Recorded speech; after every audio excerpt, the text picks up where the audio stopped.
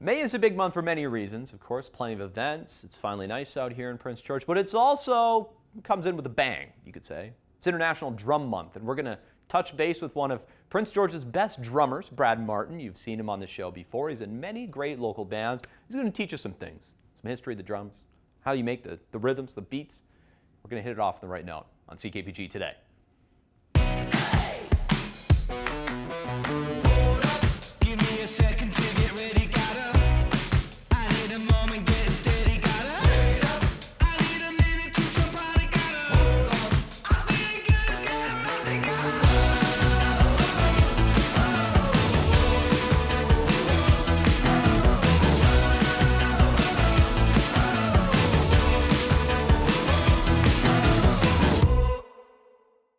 Today we are celebrating one of the best instruments ever invented, the drums. Of course, you can't have a band without the drums, and today we are celebrating them because it's International Drum Month in the month of May, and we decided we should find one of Prince George's most popular drummers, and I think we got the guy for the job. Brad, great to see you.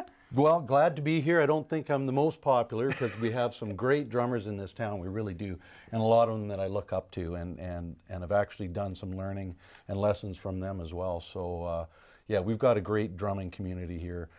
That's gone back a long way. Okay, so I got to ask you this then. So you've learned from others. When did you start learning the drums? I took it on earnestly fairly late in life. About 15 years ago, I actually got serious about learning to play drums properly and start performing with bands again. I did a little bit when I was younger, but was playing doing vocals and playing other instruments and that as well. So yeah, you're a man of many talents. A few. And then for those who don't know, a little bit about yourself, you play in a bunch of bands locally. I mean, we could list a few off. Oh, I could list off, yeah, a few. Right now I'm playing with the Chevys, which is a local rockabilly band that does a lot of original music. Yeah. Also YXS with Catherine Hansen and Mike Smith and Dave Rubidoux. And, great friends of the show. Yeah, and I've played in a couple of different variations of bands with those folks there, and with a new country band called Spur Crazy. Do you remember what inspired you to learn the drums? That's something that it's just an instrument I've always connected to, even as a kid. That you know, you're always banging on things. You turned your mom and dad's couch into a drum set and got in trouble for that, or got out the pots and pans. But yeah, it was something that stayed with me for a long time. For a number of years, just because of moving and living in smaller spaces, and that drumming sometimes can be a space using type of deal. So yeah, it's not exactly small and compact. Yeah, but nowadays there are some alternatives to that can get you into drumming and keep you drumming even without the space and sound issues. So. Of course. Tell me about your sticks. How long have you had these? Are these some of your faves? Well, sticks usually don't last too long, although some drummers, depending on how aggressively they play, will break a lot of sticks. Other drummers, like myself, tend to whittle them down because you're not playing quite as hard, different genres of music and whatnot. Right. I use a ProMark stick, but there's a ton of different sticks out there. Okay. And I mean, you can find this stuff online, but I would always recommend go to your local shops. We've got a couple of really great shops here with Sound Factory and L&M. These guys know their stuff. There's a lot of different sizes, thicknesses, weights, balance points. There's different types of tips. The drum pedal, the kick pedal, was invented, and that was kind of the game changer for how they started to change percussion from a singular instrument that different percussionists played to one kit. And that started with the big kick drum here. Yep. And there's a pedal on the other side that you can use for your foot. You know, the next important component is the snare drum. Okay. In the back. Everyone knows how it sounds. Which is very similar to all the other drums in the sense it's a skin on both sides that has a tone. Very much similar to the rest, but on the bottom is... oh, that's where on the bottom there's some beads here that will allow the reverberation of the skin underneath to rattle. So. Oh, that's how you get the sound. Drum roll, please. And so the snares are what give you that snare tone, which is kind of the backbeat to most of the modern music that we're playing now. Yeah. On this kit, we've got a couple of what they call rack toms that come in all sorts of sizes, and some people who've seen some of the Neil Peart and Alex Van Halen and that with their Yes. massive kits. They have all Huge. sorts of them. These are used to accompany, and a floor tom, that are used to accompany the music that we're playing. Huh. You'll also notice that we have some hardware on here called cymbals. Cymbals have different tones and rings. These would be crash cymbals that are more accenting notes. Crazy. Changes a lot. So you can change the accenting and help that as you're doing your bass rhythms and whatnot. So this is what you would call your average drum percussion kit. It's not only a physical action. There's a lot of mental gymnastics that are required to have all 4 of your limbs doing something different. Yeah, mental as in you got to have the good hair too. Well, Like, sometimes the hair helps, and sometimes it's all got to come off. It works both ways, it seems. There's not a lot of middle ground. Awesome. Okay, well, after the break, or maybe the break's already happened, coming up next year, we're going to learn a little bit on the drums because, I mean, I couldn't escape the playing some iconic drum sounds. I think you got some in store? Sure. All right, let's do it.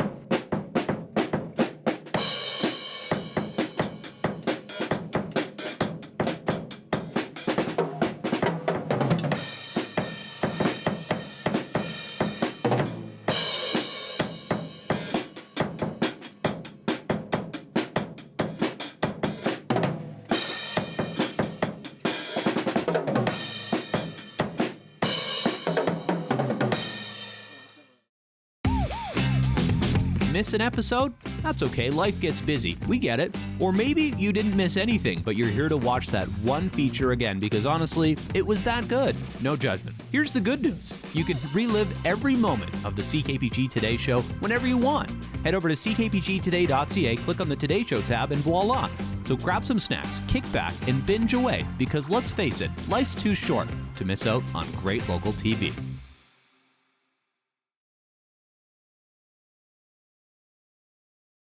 Now for the thing that everyone's been waiting for, Brad. They want to see you play the drums. Alrighty. Well, why don't we just Start with some basics? start with something like a very simple rock rhythm, which is just going to give you a 4/4 time, which is just a 4/4 count, which would be 1, 2, 3, 4, which then repeats 1, 2, 3, 4. So 1, 2, 3, 4, 1, 2, 3, 4, 1, 2, 3, 4. Now with my hands, I'm going to play 8th notes on the hi-hat, so that'll give you a 1 and 2 and 3 and 4 and 1 and 2 and 3 and 4. And with my left hand here, I'm going to play on the 2 and 4, which is called the backbeat. Okay. 1, 2, 3, 4, 1, 2, 3, 4, 1, 2, 3, 4, 1, 2, 3, 4, 1, 2, 3, 4, 1, 2, 3, 4, 1, 2. Like any endeavor that you take on, any action that you try and learn, it comes down to practice. Right. Training and practice, and here again, you can find great stuff on YouTube. There are some programs online, but I recommend going in to your local music stores. Yeah. They've got some programs there. They have excellent drum teachers who can get you started properly right off the bat, and that hands-on experience that you get really makes a difference to how successful the start and how much challenge you'll have. Okay, let's expose me. Teach me this here. All Let's right. change seats. Yes. Because this will really put it in perspective as to how good Brad is. The first thing we want to do is we want to have fairly relaxed hands. Like Okay. grab onto that stick and just go ahead and pull it out. Just see. Okay. I'm not holding on to the stick very Okay, it's not a golf hard. club. It's not a golf club. And then as it hits, it'll start to have a rebound back, and then you catch with your other fingers. Oh, I see, yeah.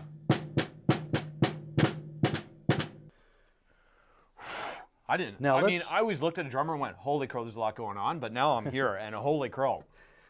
But there's some very basic maneuvers that work into everything. And Okay.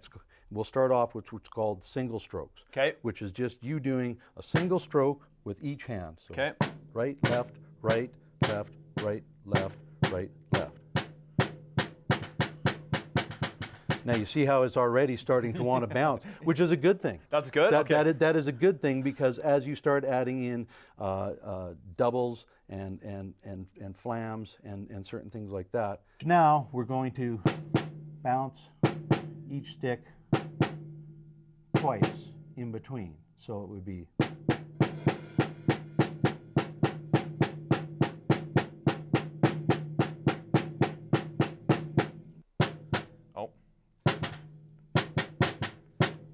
Boy, this is... It gets a little tougher, but you just remember, start slow. Start everything slow. Oh yeah, because you gotta get it to bounce. And that slow, you kind of have to hold the stick a little firmer, but you're already starting to get it. But with anything, before you can play well fast, you have to learn how to play it slow. Yeah, you can't just... See, and I always thought it was all in the arms. No, you're letting the stick do the work too. You're letting the stick do the work. And right there, with those two fundamentals, you've learned that plays most of the other rudiments are based off of those two fundamentals that you just learned right there. Okay, how do you do the funny thing? Ba-doom-ch. Is it this one? You can use a cymbal. Probably a closer one makes it easier. So, there you go. Ba-doom. Yes, we always have to have that one ready to go in the off chance that our lead singer says something funny. Okay, I gotta ask, what is your tip to someone wanting to start the drums? I guess your kind of story shows it's never too late in life to do so. Never too late. The earlier you start, the better. It's supposed to be fun, so enjoy it and enjoy the process, and know that there's a great drumming community right here in town, that there are people out here who want to help you. There's some great resources in this town, and you don't need to make a big investment into gear to get off the ground and get playing. Well, I saved this for the end, but I don't want to work. I just want to bang on the drum all day. I think that's the end of our time here at Beat Each Records. Thanks so much for having us today. We did it.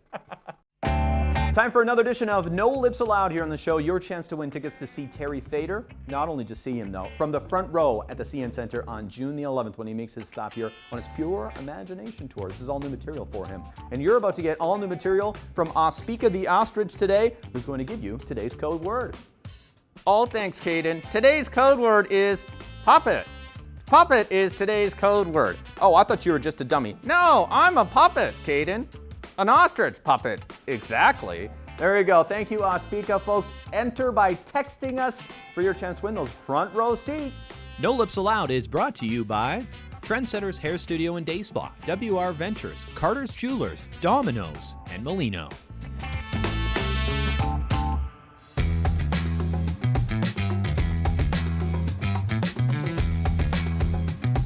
Tired of missing the good stuff? Let CKPG Today come to you. Our new weekly email newsletter delivers local stories, contests, and can't-miss moments from the show straight to your inbox. No digging through social media anymore.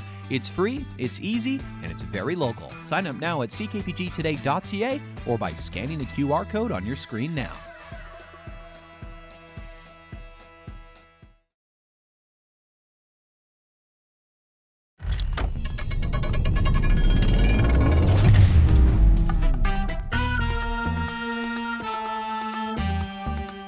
When you come up to Connaught Hill here in Prince George, you're in for a real treat now. When you drive up, you see this brand new area where we are today, re-envisioned, reimagined, and I just feel like this is just awesome for Prince George to have. And so lucky to have Michael here and Robin to talk a little bit more about it today, how you can book it and the project scope. We'll start with that because, Michael, this has been a long time in the making to get this thing where we're standing today. Yeah, we started in 2023.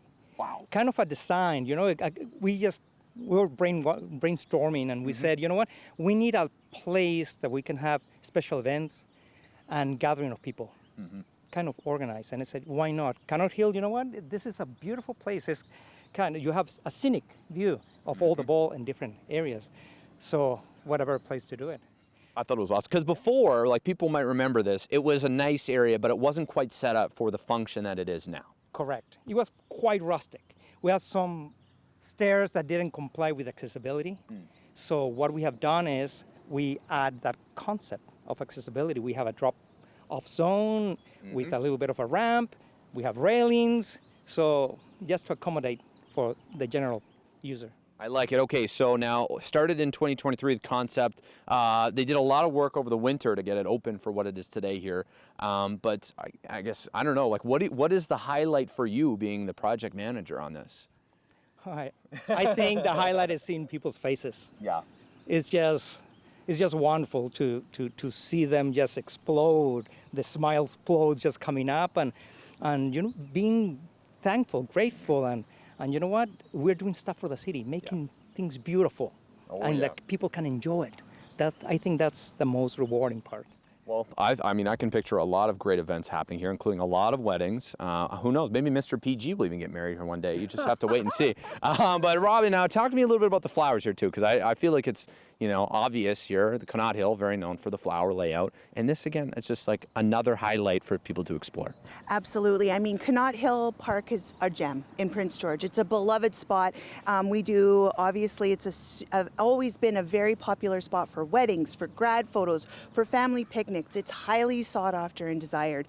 Through our park strategy, we really did an inventory of all these amazing spaces in Prince George. We recognize some of the aging infrastructure, some of the things that we can improve, and really managing the best we can for our community, meeting those community demands, and just trying really to highlight these amazing spaces in Prince George that people can gather at. So yeah, Connaught Hill Park is a highly sought after spot. It's the site of a ton of wedding photos. Yes, and soon many more. And soon many more grad photos. A lot of memorable events, like Michael mentioned, the scenery, the history of the park is just spectacular. So we really want to welcome people to this spot. We were, like Michael said, we brainstormed and worked together as a team to not only meet some of the action plans that were set out through the park strategy, responding to those community demands, but also where is a spot. This was it's booked almost all year. I was going to say, from the time it opens to the time it closes, and even in the winter, people walk up here and enjoy it. So this is a spot where we can really highlight our beautiful flowers. We have an amazing horticulture team with the City of Prince George that spend hours planning the beds, how it's going to look, and how does it look in photos. Okay, the obvious question: how do you book it? Is it booked up already? Get your bookings in right now. I mean, we do have availability. Obviously, this place and this space, as all of our parks and open spaces, we welcome the public. First come, first serve. Please come and enjoy it. But if you do want it reserved for a specific time, like for a wedding or a grad photo, we do encourage everyone to please go onto our Prince George website, and we have an online form, princegeorge.ca/parks and recreation. Good memory. That's pretty good. That's a $20 word. So our website has all the information on booking, on rates, on kind of what different the rules, code of conduct, all of that kind of stuff. So we just encourage people to go on, fill out the form, and we can get the space reserved for you. There's still more to be done here too. Correct. So for the main portion of the project, funds came $240,000 from Canada Community Building Funds. Wow. This is the fund that keeps giving. I love talking about this. And also from general infrastructure funds, that was $60,000. Now, in that other side of the park, this is brand new. We just got a grant early this year and was CN Tree Canada for $50,000. So what we did is we put our heads together and said, hey, let's expand it. And this is going to be the product. So by fall, we are going to have a brand new garden in this side. I like it. You just guys keep thinking outside the box. The other thing I was going to challenge you, I don't know how to spell it, but I feel like you probably need to know, if you're coming up here, how to spell pergola, right? That's what this is? Did you think of that? Actually, sometimes, yeah. You know what? It's an Italian word, so a lot of Italians out there, they're going to be pretty comfortable with the spelling. So Pergola. Perfect. You got it. Yeah. Good job, Robin. You're don't need you today for that. That's great. But yeah, come on up here to Connaught Hill. It's a cool history of the park. And now a new chapter. This pergola. Good job on the spelling. See, I know, Robin, you had a $20 word. This is like $50 word over here, pergola. Book online. We'll include all the info on ckpgtoday.ca. It's great to stay in the city here and stay up to date and the new things. So thanks so much, guys.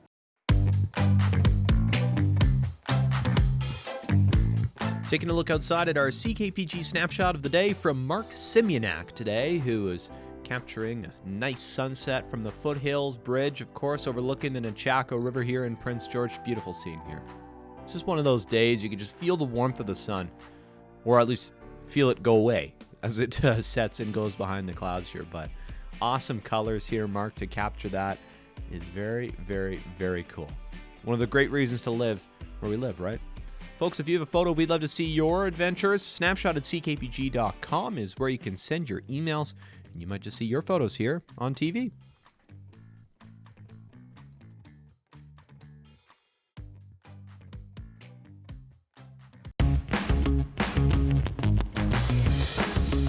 Hey there, got an idea or suggestion for the show? Reach out and connect through our social media or send us an email at letstalk@ckpgtoday.ca.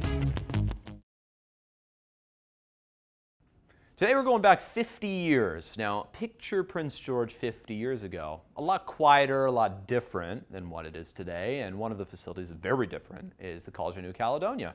In fact, it was still very new, or at least part of it was about to be, because they were just starting to build it. We're going to look at the expansion together today in local history.